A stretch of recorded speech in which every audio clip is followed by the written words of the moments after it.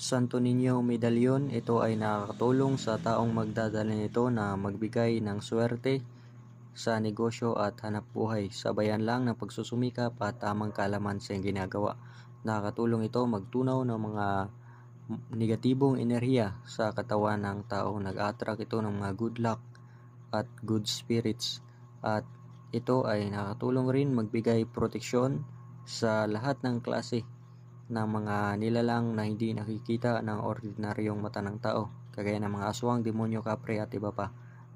At nakakatulong rin ito magbigay proteksyon sa lahat ng klaseng witchcraft o mga masamang kapangyarihan, kagaya ng kulam, barang, sumpa, usog, bat, itigalpo, palipad hangin at iba pang gaya nito.